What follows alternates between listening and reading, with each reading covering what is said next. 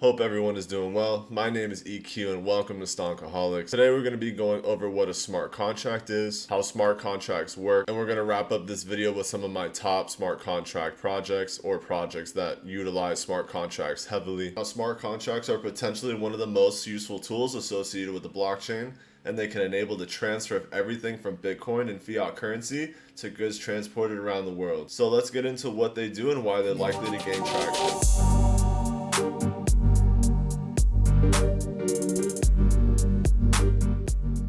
Smart contracts are self-executing business automation applications that run on a decentralized network such as a blockchain. Because they're able to remove administrative overhead, smart contracts are one of the most attractive features associated with blockchain technology. While blockchain acts as a kind of database confirming that transactions have taken place, smart contracts execute predetermined conditions. Think about a smart contract as a computer executing on if and then or conditional programming. Also think of it a binary scale, so if this happens, then initiate this, or if this happens, then do this. Essentially, once the certain conditions of a smart contract are met, the goods arrive in a port, two parties agree to an exchange in cryptocurrency, they can automate the transfer of Bitcoin, fiat money, or the receipt of a shipment of goods that allows them to continue on their journey. Underneath it all, a blockchain ledger that stores the state of the smart contract. Let's dig a little deeper to help you understand smart contracts a little bit more. So if you're an insurance company, you could use a smart contract to automate the release of a claim on money that's based on events such as large-scale floods, hurricanes, or droughts. Another example would be a cargo shipment when it reaches a port of entry, and you can use an IoT sensor or an Internet of Things sensor inside the container, which would confirm the contents have been unopened and remained stored properly throughout the journey. A bill of lading can automatically be issued. Smart contracts are also the basis for the transfers of cryptocurrencies and digital tokens. In essence, it's a digital representation of a physical asset or utility. For example, Ethereum blockchain's ERC20 and ERC721 tokens themselves are smart contracts. But not all smart contracts are tokens. You can have smart contracts running on Ethereum that trigger an action based on a condition without an ERC20 or ERC721 token involved. Smart contracts can govern the transference of other cryptocurrencies such as Bitcoin. Once payment is verified, Bitcoin can change hands from seller to buyer. Most enterprise blockchain networks don't use tokens. In those that do, the rules in smart contracts govern how tokens get allocated and define the conditions of transfer. That still doesn't mean the token is the smart contract. It all depends on how the token has been constructed. Tokens don't have to be about economic value. A token can simply be something you hold that gives you the right to vote on a decision. Casting your token means you voted and can't vote on this decision again. In terms of business rules, smart contracts are neither really smart nor contracts in the legal sense. They're no more than business rules translated into software. A lot of people ask what makes smart contracts different from business rules, automation software, or stored procedures. The answer is that conceptually the principle is the same, but the smart contracts can support automating processes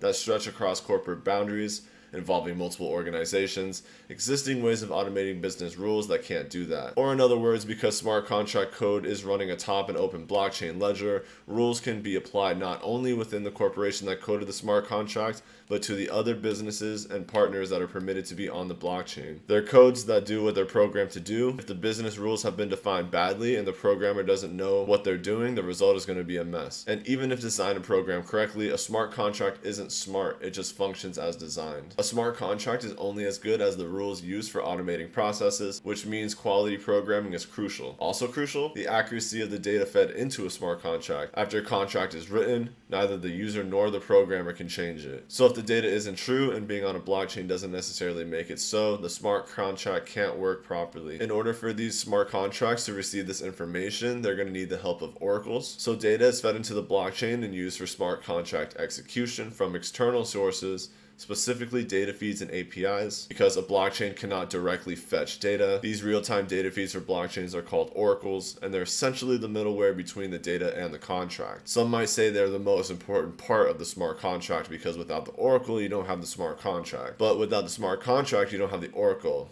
So what came first, the chicken or the egg? Now, oracles can be software or hardware based. A hardware based oracle, for example, might be an RFID sensor in a cargo container. A software oracle, by contrast, could be an application that feeds information through an API, about a securities exchange, such as changing interest rates or fluctuating stock prices. In that case, when you're hedging risk on an exchange and the stock price goes up, one party will get that money while another party loses it. The smart contract determining which happens requires market price data, and the API for that comes from the data provider. That poses a problem. The parties involved in the smart contract must be able to trust the outside data source. While blockchains may be decentralized across dozens of thousands of nodes, smart contracts are not. They run on a single node. Blockchain nodes or servers have no visibility into how a particular smart contract works. Any consortium of companies that are part of the blockchain network must rely on one oracle for the information being fed into the smart contract. While all this sounds amazing, there are potential problems with smart contract data. Because oracles have traditionally transmitted data from a single source,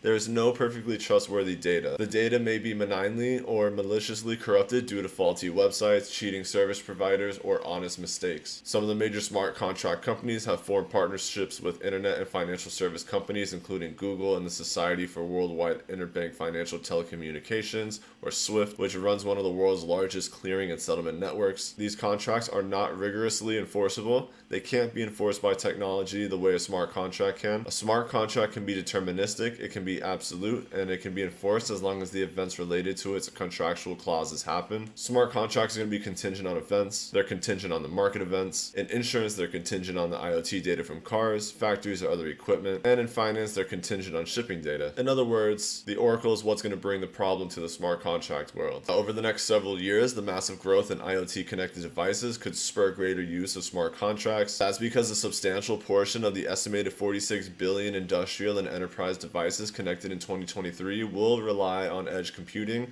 according to Juniper Research. As a result, addressing standardization and deployment issues will be crucial. Smart contracts could offer a standardized method for accelerating data exchange and enabling processes between IoT devices by removing the middleman, the server or cloud service that acts as a central communication spoke for requests and other traffic among IoT devices on a network. Fundamentally, the idea is that you don't want to have a central agent, no one approving or validating every single transaction.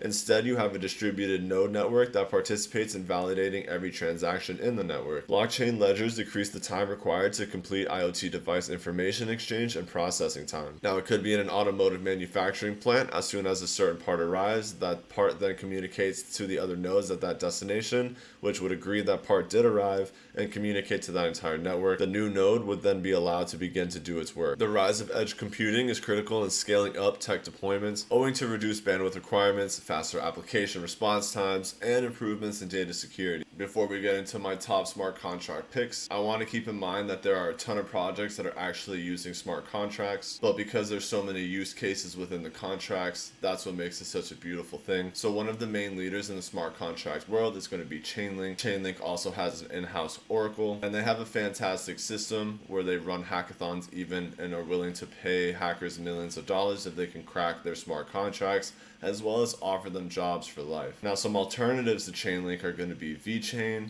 Ethereum, Polkadot, Binance Smart Chain, Solana, Band Protocol, Ren, Cosmos, and Tezos. Now there's a ton more, including the Graph and other ones. Now within every ecosystem, there's going to be a smart contract solution. So make sure to do your research within the ecosystems that you like and that you are invested in. Find their smart contract solutions and do a little research, keeping in mind that it's necessary for smart contracts to work in order for blockchains to receive real-world information. That's going to wrap up this video. If you found anything useful, please throw a like on this video, subscribe to the channel, anything like that would be greatly appreciated, and we'll catch you on the next one.